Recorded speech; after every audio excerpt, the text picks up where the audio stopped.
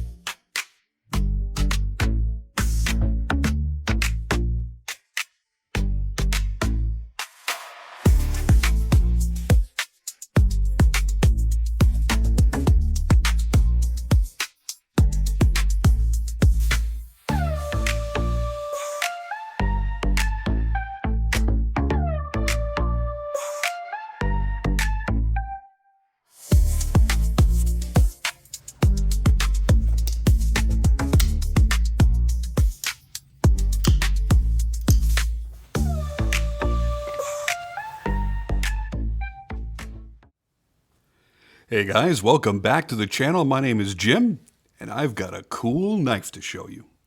Today's subject is the Ketuo knife Triad V2.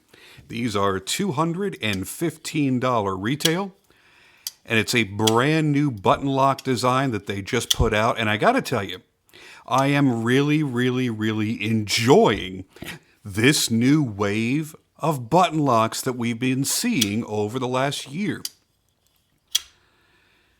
People have finally realized that the only reason that this superior button lock has not been selling as well as liner locks, frame locks, all these other kind of standard locks that we're used to, is because they lack a snappiness to the opening action. That is, of course, unless you're somebody like Brian Ty or Rod Olson, who are wizards when it comes to making custom knives that are button locks, but it's hard to get to that level when you're spending production money. Ketuo is one of those standout brands that said, you know what? We like button locks. They're convenient, they're fidgety fun, and they're strong. We want to see more people enjoy them. And they developed a type of button lock that compresses an internal liner lock. This has been happening with a couple of different brands lately. So you, in essence, truly have a liner lock that's button actuated. So it's hard to just call it a button lock. They do list it as a button lock, but to me it's not what a purist would call a button lock. This really is a liner lock, button actuated. So you end up with a knife that's delightfully smooth in its action, has a nice snappy detent, and it feels strong and secure and like it's made to actually work. Now, you may not be the kind to really work with your knives, but this is a knife that can handle that. You got a very strong lock on here. You've got shredded carbon fiber.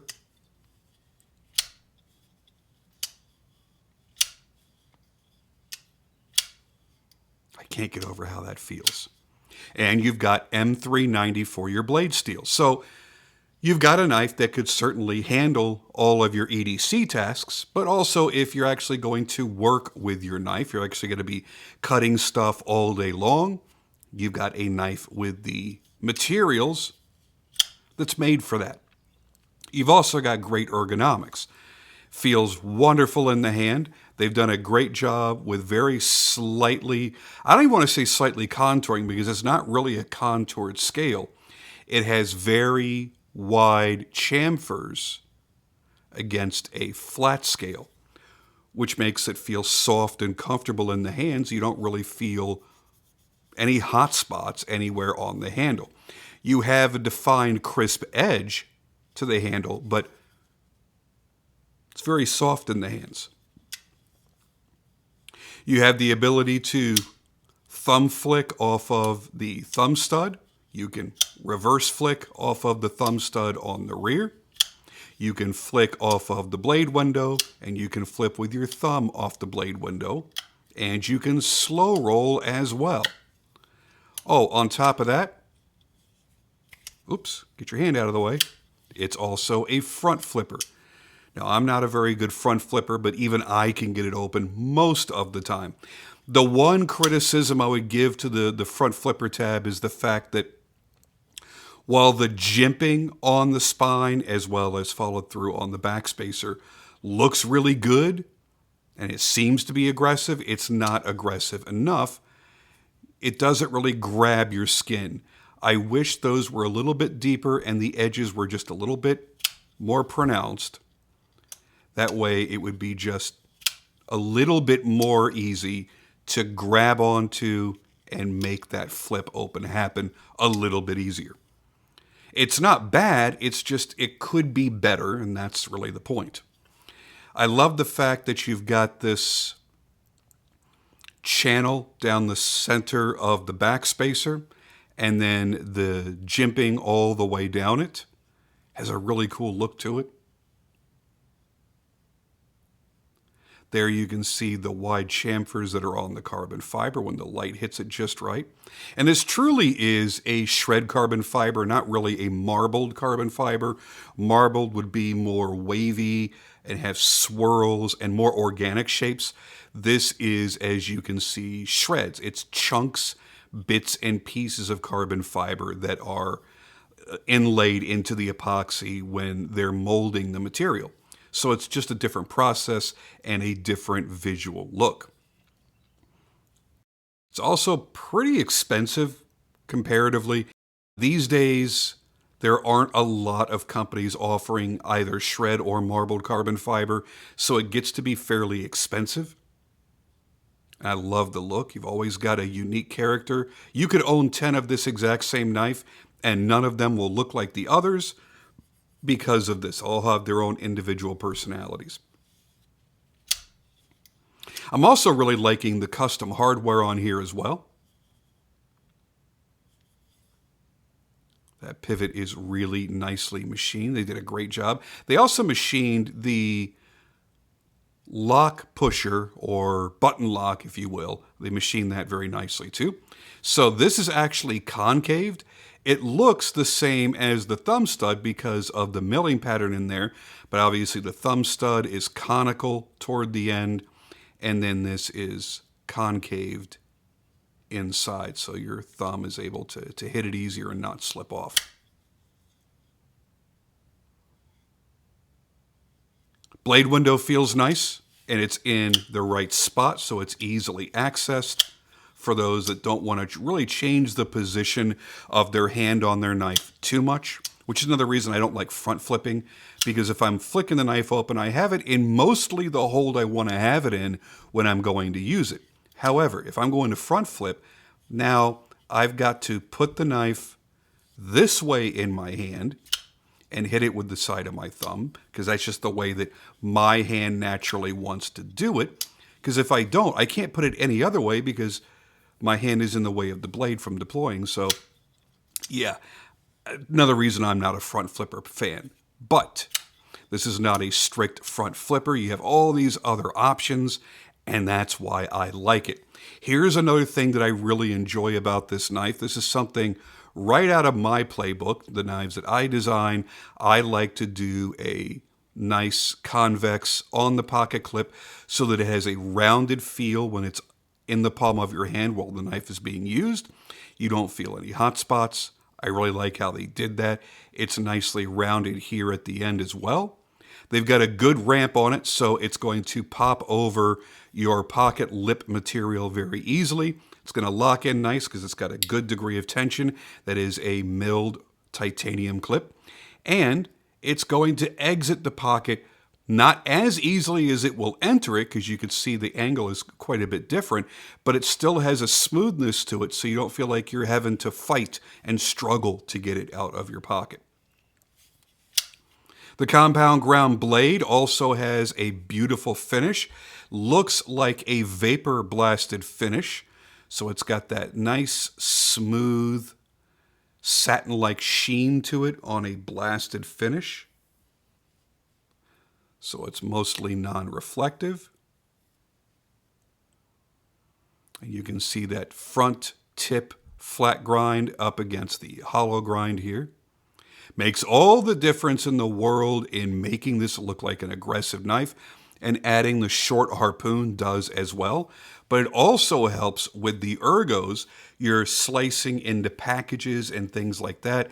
You can just kind of index right here, push right up against the back of the harpoon, which, by the way, is not sharp. They did a very nice transition there, making it pretty gentle on your finger, actually. And I dig that. I also like the fact that it's very, very lightweight. Let's get into the specs on this. Since I'm talking about weight, all of these things are going to be important to you. So what you've got here is a liner lock button actuated with a bearing pivot M390 steel, which is claimed to be at 59 to 61 Rockwell hardness. And they're calling their blade style harpoon clip point tanto. And I'm going to go with that, except for the tanto part, because this is...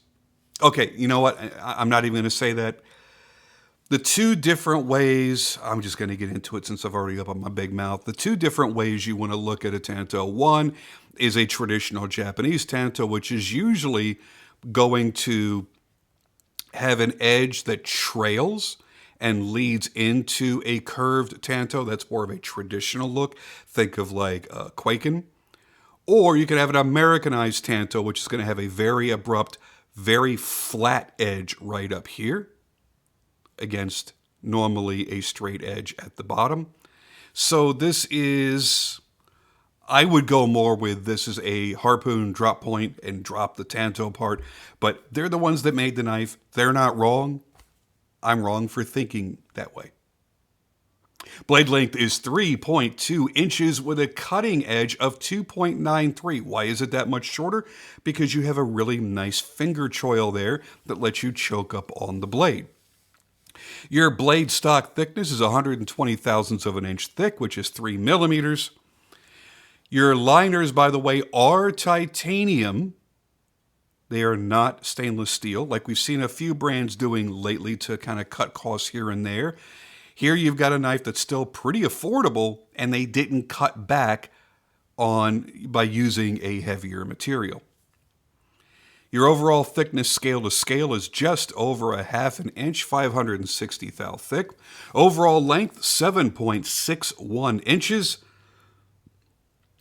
And a weight of 3.2 ounces. They list their designer as FD Design, and I apologize for not knowing who FD Design is. If you do, please sound off down below and give them credit so people can maybe follow them on social media or wherever it is that they can follow them.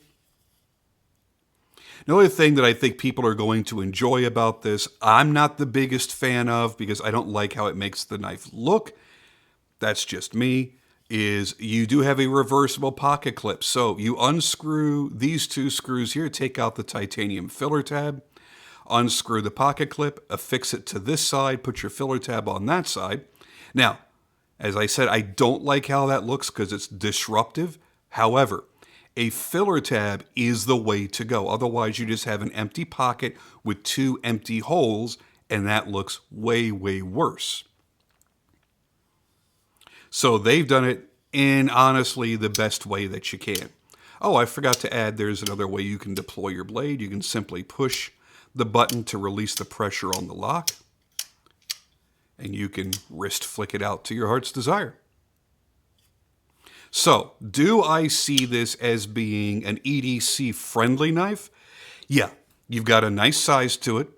Again, you've got that that's the weight, that's 3.2 ounces. Oh, what was the length of the blade? Yeah, it's still 3.2. I'm sorry, 3.2 inch blade.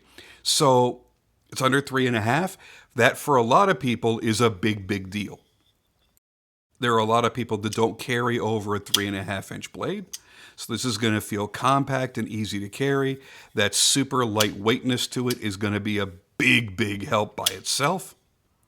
And a big thing for me is you can get a full 4-finger grip on this.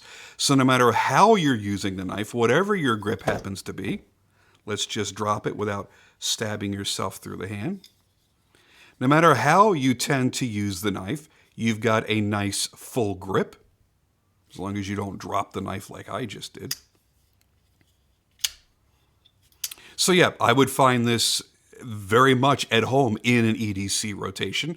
And for those that like to use a lanyard, maybe to get the knife out easier or to have it more secure in your hand, you've got a very large lanyard opening back here in the exposed backspacer.